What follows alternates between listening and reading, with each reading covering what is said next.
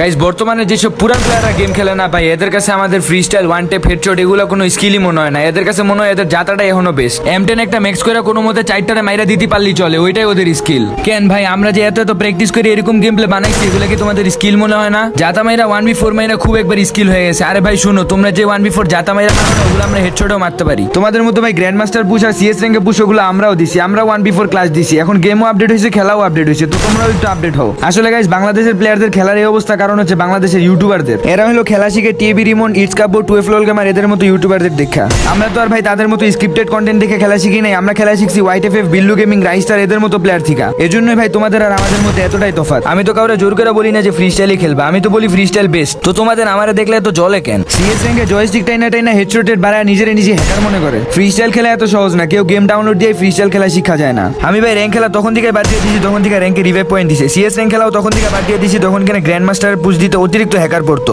আর পুরান প্লেয়াররা মনে করে আমরা মনে হয় জীবনে এগুলো চোখেই দেখি নাই। শুনো ভাই, তোমাদের সব লেভেল পার করে আমরা এই লেভেলে আসছি। হইতে পারে তোমরা আমাদের আগের প্লেয়ার, বাট তোমরা খেলা শিখছো আমাদের পরে, আর অনেকে তো এখনো খেলাই শিখতে পারো নাই। আমি কখনোই বলি নাই যে আমি সবচেয়ে ভালো খেলি বা আমারে কেউ হারাইতে পারবে না, কারণ আমি জানি বহুত প্লেয়ার আছে যারা আমার চেয়ে অনেক ভালো খেলে। আর যারা এইসব কথা বলো ভাই, তুমি করে বলতেছি এসব আবল তাবল কথা বাদ দিয়ে নিজের স্কিলটা একটু আপডেট করো, তাইলে ভাই ভালো খেলছেন এটা না শুন না ভাই হ্যাকারের মতো খেলছেন এটা শুনতে পারবা।